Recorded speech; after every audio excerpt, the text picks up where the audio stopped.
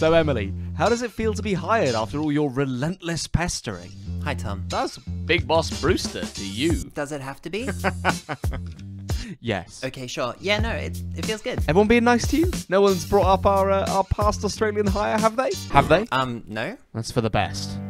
The family still sends letters. Wow, okay then. Yeah, no, I was just making videos alone for so long, so it's just nice to be a part of a team, you know, have some support. Yeah, I know what you mean. I don't know what I'd do without the team. Like, tomorrow, Matt's coming around to film, and then the day after that, I'm going to play some games with Quins, and then we're all going to record a podcast together, sat on the sofa having a good time, like three good buds who know each other in real life, who are just hanging out on a sofa in a real place in a city that we live in or near.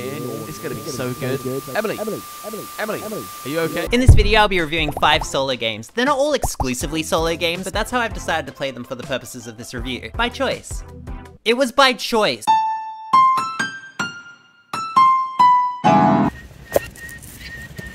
This is the smallest and quickest game in this video, with each game only using an impressive 9 cards and only lasting around 10 minutes. Grove, designed by one of RuPaul's favourite things to do, Mark Tuck, actually has nothing to do with Drag Race. It's just about a bunch of fruits and a little squirrel friend. Oh my god. Your aim is to grow as many of the 3 available fruit, lemons, limes and oranges, as possible. To do this, you'll use these Grove cards. Each one has 5 trees growing 1 or 2 of a certain fruit and 1 empty glade on it. You'll start off with 1 in your play area, known as your Grove, and 2 in hand. Simply choose a card to play and place it on a card in your Grove, so that 1 tree or glade overlaps 1 tree or glade on the card you've put it on. But the thing is, while glades can cover any type of tree or glade that they want, trees cannot. A tree may only overlap a glade or a tree with matching fruit. But this is good, great in fact, because this is exactly how you're going to grow those sweet citruses you so desire. Bite it. I'm not gonna bite it. Coward. Once 2 matching trees overlap, you'll place a matching die on it with the number of pips indicating how many fruit you've grown, the total of the fruit on the trees beneath. Then, if you overlap another tree on that space, the die will add those new fruit, and once you have more than 6, the die automatically jumps to a basket of 10. Then if you overlap it again, bring in the wheelbarrow. This tree is a gold mine! That's 15 beautiful fruit, baby! That's gotta be a good feeling, I imagine. I haven't done it. I am very bad at this game. It's a lot harder than it seems on the surface, she says to comfort herself. You want to grow the most fruit, so you want to overlap as many trees as possible with each card, while also focusing on high value dice to reach those bonuses. The problem is that the more your grove grows, the more difficult it is to reach those dice, because the odds that you have a card that perfectly overlaps the grove that you have is so small. But don't worry, all is not lost. The squirrel lets you break those overlapping rules for 1 tree, once in a game, and you lose a bunch of points. Yay. There are 2 ways to play Grove. Either, after placing the 9th card, you just count up your fruit and compare your total to the score chart to see how well you did. I mostly get you need a pip talk. Emily, I'm not angry, I'm just disappointed. And a bit angry. And a bit hungry. Do better. Thanks, Pip. Or you can add in win-lose conditions with 2 of these recipes. Each one provides a new quirk to the scoring, shaking up each game, and also a unique score to meet in order to win. It's lightning fast and simple enough to pull out and play when you just have some spare time, but so brutal and complex in its simplicity that it provides an actual challenge for those 10 minutes. It makes me feel dumb and not good enough, and this says a lot about me, but that just makes me want it more. Bite it! What is wrong with you? Resist, designed by David Thompson, Roger Tankersley and Trevor Benjamin, sees you taking on the role of the Spanish Marquis fighting against the repressive Francoist regime. But despite what you may think, overthrowing a dictator is no easy task. You'll have to make a lot of sacrifices, compromises, and make hard decisions in order to liberate Spain. You'll be fighting missions and enemies with the help of members from the Marquis. There are 2 decks of Marquis, one for hidden and one for recruits. The hidden deck is the deck you draw from. These are the active members of the resistance. Each Marquis card has an attack value and may have an action, but there are 2 sides to these cards. When you play a card, you'll choose to either play it as hidden, where it'll eventually make its way back into your hidden deck, or you can choose to play it as revealed. Revealed Marquis provides stronger power or better abilities, but at the cost of exposing them as a member of the resistance. You've thrown them under the bus, and now they're removed from your deck. I hope you're happy. But the awful truth, and what makes this game so enticingly tense and thematic, is that if you want to win, you'll have to make these types of decisions. A lot. Each round you'll take on a mission. Missions have their own defense that you have to meet with your attack, but more than that, they are also bolstered by the enemy, who each have their own defense. These can quickly add up, meaning you'll need as much attack as you can get, because if you don't, you might regret it. Each mission and each enemy have their own effect, which may trigger during the mission, if they are defeated or if they survive, and can include adding spies to your hidden deck and adding civilians to your graveyard. Not only do spies annoyingly take up space in your hand that could have been helpful Marquis, they also, along with civilian deaths and failing missions, are paths to your loss. The thing is, during a mission, you You get to choose who to take out and in what order, including the mission itself. This is such an engaging decision space because no mission is ever just a walk in the park. You always have to give up something, it's just a matter of what and how long can you keep this up. It truly gives you the feeling that you're on the brink, and this is elevated by the fact that the game's end is your call. It's up to you whether you think you can take on another mission or whether you think you should end the resistance and just be happy with the successes that you've made. And this art direction from Albert Montes is just incredible. Each image is evocative, adding an extra emotional layer to the game and immerses you into the story being told. The art alone is amazing, and with a game this good, how could you resist? What this game has really taught me is that you shouldn't take on big challenges alone, and my making videos about games is clearly on the same level as taking down a dictatorship. I shouldn't be doing this by myself.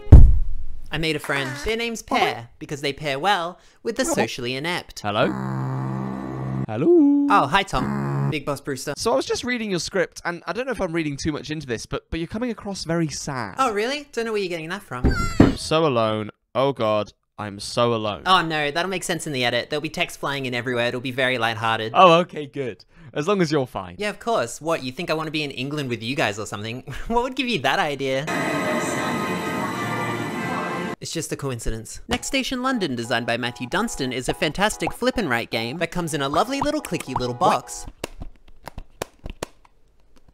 Nailed it. But what's inside the box? Tell them what we've got. 4 colored pencils, a deck of station cards, some objective and power cards. Wow. These ones are square. I love squares. A rule book. Quick, you're losing them. And a nice thick pad of London maps. Love them thick.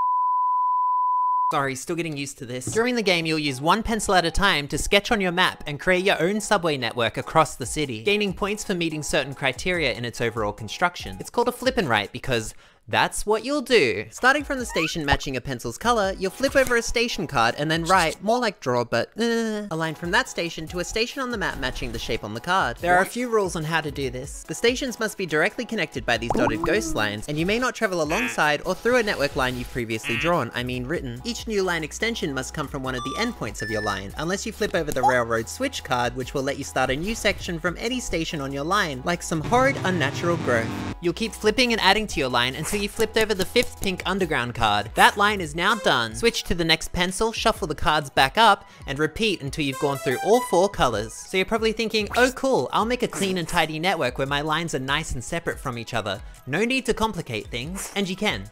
If you want to suck! What this game does so well is that every scoring condition is fighting against that urge, forcing you to put yourself in a bind, creating a knotty tangled mess. Like my love life. Haha! I'm so alone. Oh god, I'm so alone. You'll score points for how many of the 13 districts your line covers, the district with the most included stations, crossing the Thames, which goes through the center of the map, visiting tourist destinations, and for stations with multiple lines going through them. These encourage you to make a sprawling network with lines getting uncomfortably close to one another and oftentimes meeting at the same points of interest, and quite frankly just making your life a whole lot harder. Couple that with the pencil power and objective cards you can add when you want more of a challenge, and there's a quick tricky puzzle here that will have you thinking on your feet and putting yourself in compromising positions if you want that high score. Perfect in the morning with a nice cup of tea. Adore it!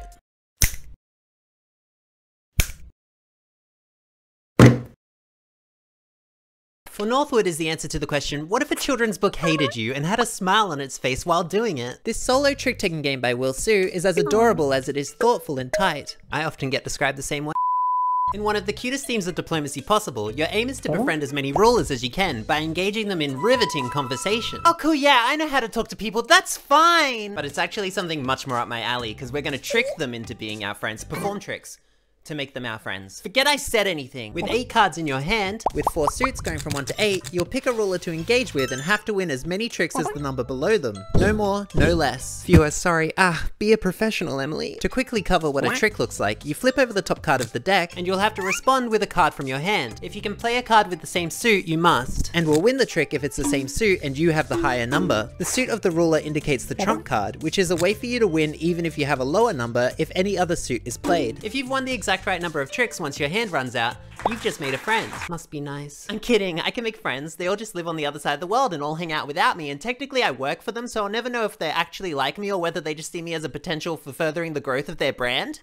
And I'm totally fine with that. You'll gain points at the end of the game, with the extremes of 0 and 7 giving the most points, and the middle of 3 and 4 giving the least. Once you've attempted to befriend all 8 rulers, that's the game. This is a solid foundation to a game that is largely about mitigating risk and balancing probabilities to keep yourself in the best position. You'll have to plan multiple steps ahead if you want to stand any chance of succeeding. You'll choose a ruler based off the cards in your hand, how many trump cards you have, how many tricks you need to win, but you'll also have allies that will give you the edge you need. In a normal setup, you'll have 4 allies, each with their own ability that you can use once per encounter. These will let you do things like discarding, drawing, or exchanging cards, helping you to adjust the probabilities mid-dialogue. Friendly rulers can also be substituted in as temporary allies for one dialogue if you want to use their ability instead. This reminded me of the Mega Man series in a way, where you'll choose stages based on what power they'll give you to give you an advantage over another boss. It adds an extra element to the decision of which rulers to engage with and when. Having an ally that will let you discard a lot of cards will be useful when you're trying to win 0 tricks, so I should try and befriend that ruler first. Each game, each dialogue for that matter, is rich with these types of decisions. There's so much to consider and not much room for error. But even if you have done all you can, it's tense because something could always go wrong. On my first game, I was in dialogue with the Queen of Claws and I had to win 7 tricks. I'd won 7 and just had to lose my last trick. I had the 2 of flowers. There was only one way this could go wrong. Yep, there it is, of course.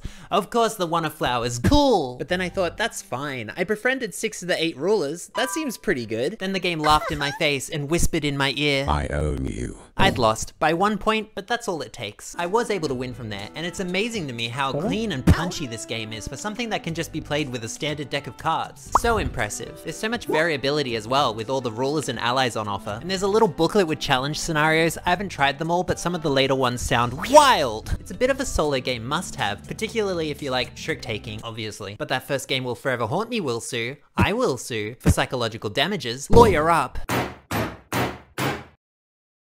From a small, brutal, mind-bending game to the complete opposite. Dorfromantik, the board game based on Dorfromantik, the video game, and winner of 2023's Spiel des Jahres, is a light, relaxing jaunt through a village of your own making, where you can let all of your worries just melt away. Will sue. The box says it can cater up to 6 people, and I guess that's kind of true, but it's kind of like saying that Connect 4 can be played with 8. You can have 4 people on each side. It's not technically wrong, but it's just a lot of people doing the work of a single player. I know a big box solo game is definitely a harder sell, but hey, just be true to you. I won't judge.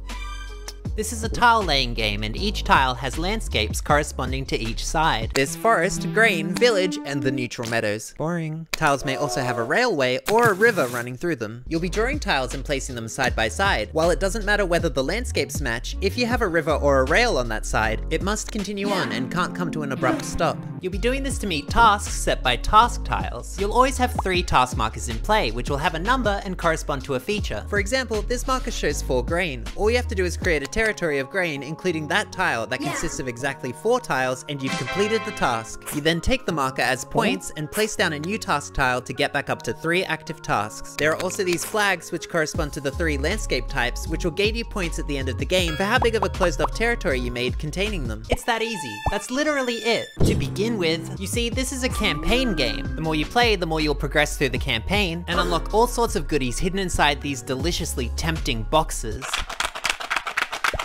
Now, I don't want to spoil any secrets, it's a lot more fun going in blind. But these are generally additional special tiles which will give you new ways to score points, and achievement cards which will lead to more unlocks. There's nothing that completely changes the game. There are no big reveals where you lift up the insert and find the ultra mega hex or anything, sadly. But I found this to be more than enough. Again and again I'd be at the end of a game, having just unlocked additional content, and think to myself, oh, I bet I can get that achievement. Or, that tile seems interesting, and I'd play it again right there. The games are never anything too challenging, there's never any decisions that will lock you up too much, especially when you start getting into the groove of things. You have your 3 tasks that you're aiming for. Any tiles that don't add to those, you just use to set up for tasks later on. This does get more complex when you add more special tiles to the mix, but it just gives you some more decisions that you could choose from, and none of them feel like they cost you the game. Maybe you could just have done a little better. It's a nice relaxing time. It's like doing a jigsaw puzzle, but without as much rigidity and with fun little challenges thrown in. Though I think it says a lot that if I finished a game and didn't get any unlocks, my reaction was more, oh, I have to play that again. It's not that the game isn't a good time, It's nice, it's pleasant, but if the box just came with all the content unlocked from the start, stripped of the feeling of progress and the fun excitement of opening boxes, I don't think I'd have played it as much as I did. It takes a lot of restraint to stop yourself from filling in the next bubble so that you can get the next unlock and move on with the game. Restraint I don't have. Cheating is great. Woo! Okay, so I'm gonna drop character for a little bit for this end part because it feels more appropriate. I'll be honest, I started this video purely for the joke of I'm so isolated from the group and that makes me sad, ha ha ha ha. I'd never really played solo board games before, apart from like a little bit of Turing Machine, and one time when I was particularly low as a kid when I played Bravest Warriors, the cooperative dice game. There was no one to cooperate with. But I digress. I think that's kind of the association I just had with them, that they were for when you didn't have anyone to play with. Board games are social events. Why would I get anything out of playing them solo? But in playing these games, something just clicked. Oh, now you do it. First off, they can be pretty social if you want them to be. There are online communities where you can share your scores and your experiences. And if you're into parallel play, these are perfect. But beyond that, even as purely solitaire experiences, I found them very rewarding. I love reading books, and I found that solo gaming gave me a lot of the same feelings that reading does. It's almost meditative. And like, I'm looking at screens all the time. Future Emily,